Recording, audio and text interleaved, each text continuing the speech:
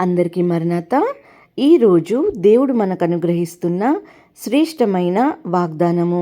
అతని చేతిలో నుండి మిమ్ములను తప్పించి మిమ్మును రక్షించుటకు నేను మీకు తోడయ్యున్నాను. అతనికి భయపడకుడి. ఇర్మియా గ్రంథము 42వ అధ్యాయము 11వ వచనం. Do not be afraid of him, declares the Lord, for I am with you and will save you and deliver you from his hands. Jeremiah 42nd chapter 11th verse. ప్రభునందు ప్రియమైన సహోదరి సహోదరులారా, మీరు ఎటువంటి సమస్యల్లో ఉన్నా, శోధనలో ఉన్నా, మన దేవుడు మనకి తోడై ఉన్నాడు గనుక మనము దేనికిని ఎవరికిని భయపడవద్దండి. ఎందుకంటే భయము బలవంతులైన వారిని కూడా బలహీనులుగా మార్చేస్తుంది. నీవు ఏ సమస్యల్లో ఉన్నావో ఆ సమస్యను చూసి నువ్వు భయపడుతున్నట్లయితే ఆ సమస్య కంటే ముందే నీలో ఉన్న ఆ భయము నిన్ను నశింపచేస్తుంది, పడివేస్తుంది మరియు ఓడిపోయేలా చేస్తుంది.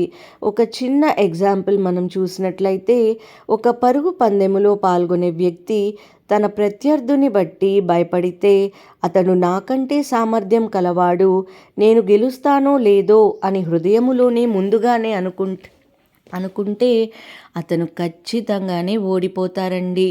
అందుకే సర్వోన్నతుడైన దేవుడు నిత్యము లేఖనముల ద్వారా మనకు సెలవిస్తూనే ఉంటారు, భయపడకుడి అని.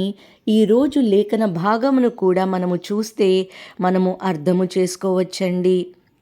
దేవుడు తన ప్రజలుగా ఉన్న ఇశ్రాయేలీయులకు ఏ విధంగా ధైర్యం చెప్తున్నారో, ఇశ్రాయేలీయులు వారి యొక్క విధేయత వలన వారు బబులోను రాజైన నెబుకద్నెజరు చేతికి వారిని అప్పగించాల్సి వచ్చింది. రాజు అతని కుమారులను హతము చేయబడ్డారండి. అవును ప్రియమైన సహోదరి సహోదరులారా, దేవుడికి విరోధముగా ఆయన మాట వినకుండా పాపము చేసిన వారైతే కష్టములు ఎదుర్కోక తప్పదండి. వారు దేనికొక దానికి అప్పగింపబడతారు. కొందరు అనారోగ్యానికి అప్పగింపబడితే మరికొందరు ఆర్థికపరమైన శోధనలకు అప్పగింపబడతారు.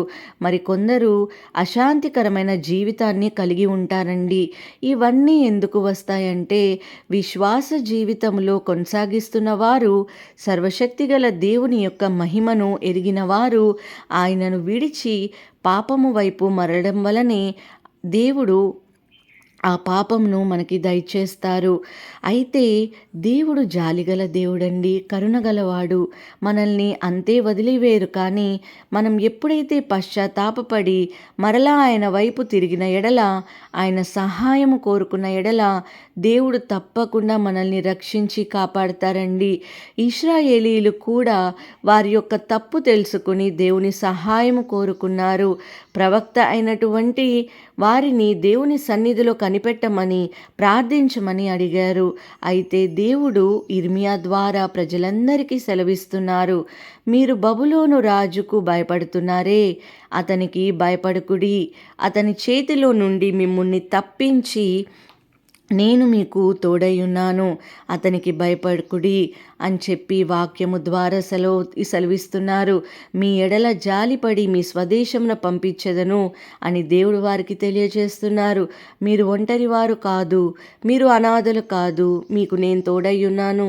మీ ఎడల కఠినంగా ఉన్న బబులోను రాజే మీపై జాలిపడేలా నేను చేస్తాను, అతడే మిమ్మల్ని మీ స్వదేశానికి పంపేలా ఆజ్ఞ ఇస్తాను అని వారిలో ధైర్యమును పుట్టిస్తున్నారండి. ఈ రోజున నీవు భయపడుతున్నట్లయితే నీపైకి ఏదీ రాదండి. నిన్ను ఏమీ చేయలేదు.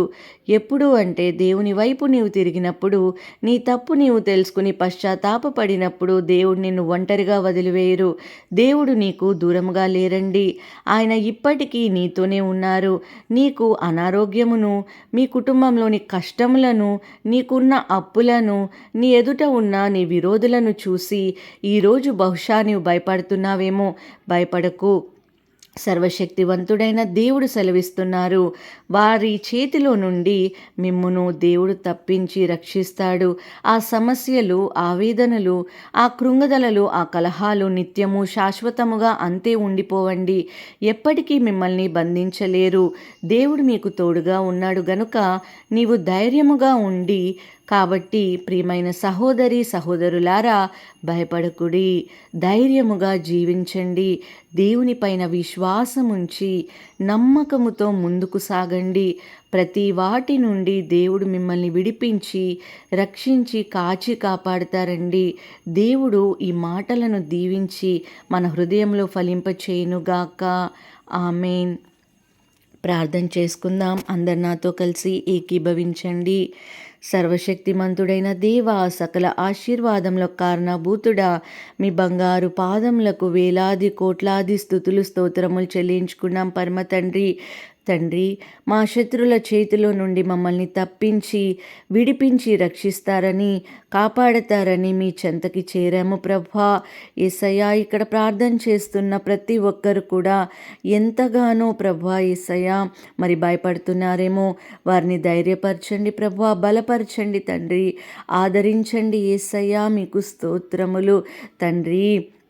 మేము ఏ సమస్యను చూసి కూడా భయపడుకుంటున్నట్లుగా మీ యొక్క వాక్యాన్ని మా హృదయంలో ఉంచుకుని నిత్యము తండ్రి మీ యందు భయభక్తులు కలిగి జీవించులాగున మమ్మల్ని దీవించమని వేడుకొంచున్నాము ప్రభా. సమస్యను గద్దించే కృప మాకు దయచేయండి ప్రభా. కృంగుదల నుండి నా ప్రభా ఇక్కడ ప్రార్థన చేసిన ప్రతి ఒక్కరిని లేవనెత్తమని వేడుకొంచున్నాం పరమ తండ్రి.